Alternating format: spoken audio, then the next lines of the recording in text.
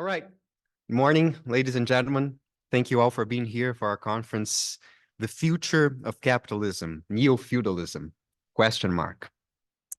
My name is Eduardo Romero. I'm a PhD candidate in history here at the University of Chicago and one of the coordinators of the History and Theory of Capitalism workshop here at the university. Thank you all for being here for this day-long event. I'm sure it'll be an exciting event full of great presentations. First of all, I'd like to thank all the sponsors that made this conference possible.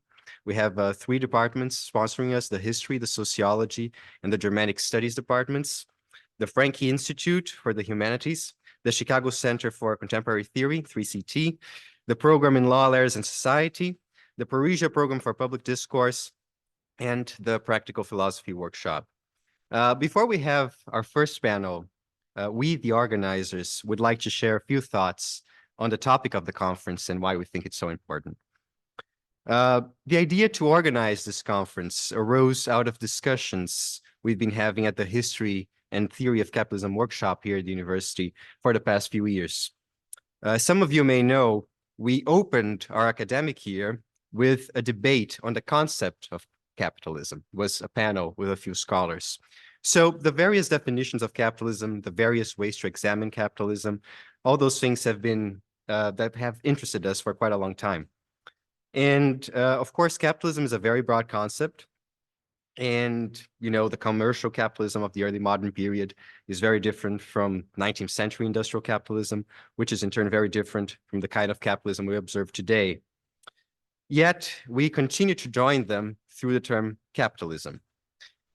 To highlight differences within a continuity, we regularly append one of several adjectives with the term capitalism: financial capitalism, crony capitalism, rentier capitalism, to name just a few. Now, some authors highlight that with growing economic inequality, slow productivity growth, monopolies, tech platforms, and the ever larger role of rent, we're witnessing the return of feudal elements. And therefore, we might be living in a period of transition between capitalism and a new social, political, and economic system, Neo-Feudalism. This, of course, does not mean the return of serfdom or of feudal lords in their castles, but rather of some elements that were characteristic of a pre-capitalist system. Yanis Varoufakis, whom some of you might know, for example, he states that although capitalism has always been changing, it has always involved profits obtained through the market.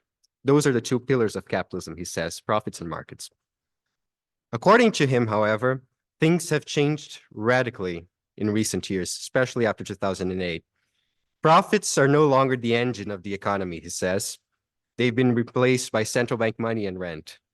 Moreover, the way big companies like Amazon operate resembles not a market with competition, but rather a kind of fiefdom. He even uses this term. And he uses the term techno-feudalism to describe this state of affairs.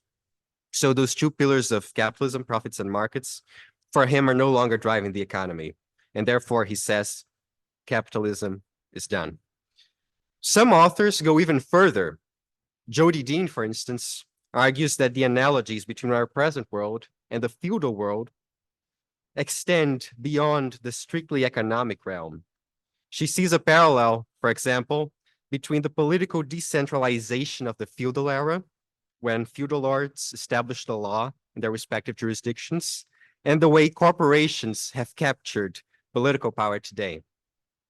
She also sees a parallel between the pauperized countryside in feudal times and the American hinterlands of today.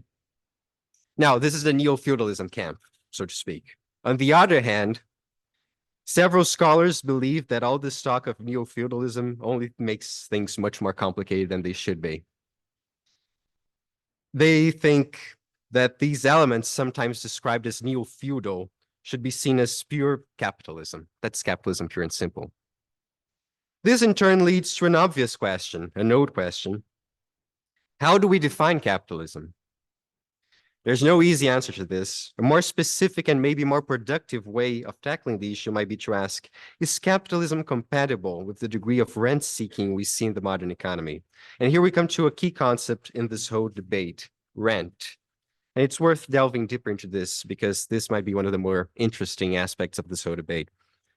As Brad Christophers, who is here and we're delivering the keynote address, as he defines it, rent is, and here I'm quoting from his book, Rentier Capitalism, quote, income derived from the ownership, possession, or control of scarce assets under conditions of limited or no competition, end quote.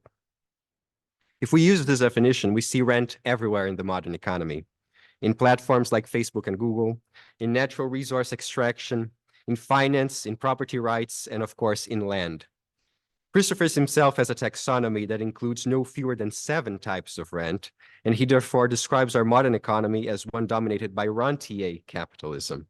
That's the title of his book. So not neo-feudalism, capitalism, rentier capitalism, very specific type of capitalism.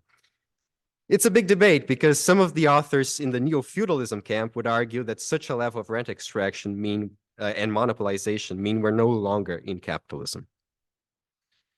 Now, it's also worth pointing out that critics of the neo-feudalism concept, like Evgeny Morozov, by the way, he has a very good article on this topic if you want a clear introduction to the debate. Critics like him of this neo-feudalism concept, they argue that those who speak of neo-feudalism adopt a problematic definition of capitalism, a definition that is too limited. That's what Morozov says. According to Morozov, these people see capitalism as one, a system that necessarily generates incentives for innovation, which might not be true, and 2, as a system that is based on purely economic exploitation, whereas some authors would say that expropriation, surplus extraction by extra economic means, has always been fundamental in capitalism. This controversy also depends on how exactly we define neo-feudalism, and more precisely on whether we see neo-feudalism really as a new mode of production or as merely another phase of capitalist development.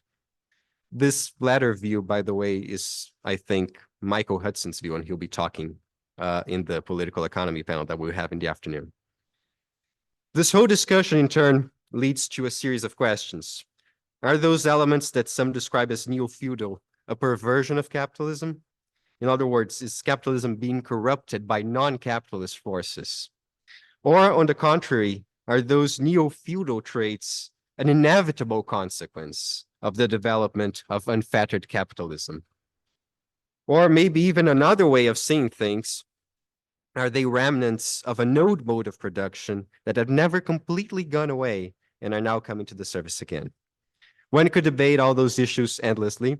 The key point for us, and it's important to emphasize this, the key point for us, the organizers, is not so much whether one adopts the concept of neo-feudalism or not.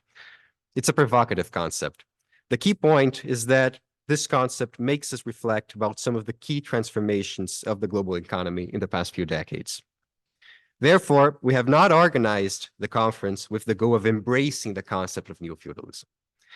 Our goal is also not to reject it. Rather, we intend to explore the contemporary economy, the prospects for the future, and to debate whether the term neo-feudalism adequately describes our present situation or not. As you know, this will be a day-long event. It'll be a very long day, but hopefully a productive one, which will consist of 4 panels and a keynote with discussion. Our first panel in the morning, and you should all have a schedule in each, there's one in each seat. Our first panel will begin with a talk on imperialism and nature. We'll then have a presentation on asset managers and a third presentation on different perceptions of temporality under feudalism and capitalism. After a short break, we'll have a second panel focused on rent financialization, which will consist of a first talk on Argentine public debt, a second talk on the influence of finance over farmland, and a third talk on how some of Thorsten Veblen's ideas can be used to understand the concept of neo-feudalism. After those 2 morning panels, we'll have a short break, 1 hour for a lunch.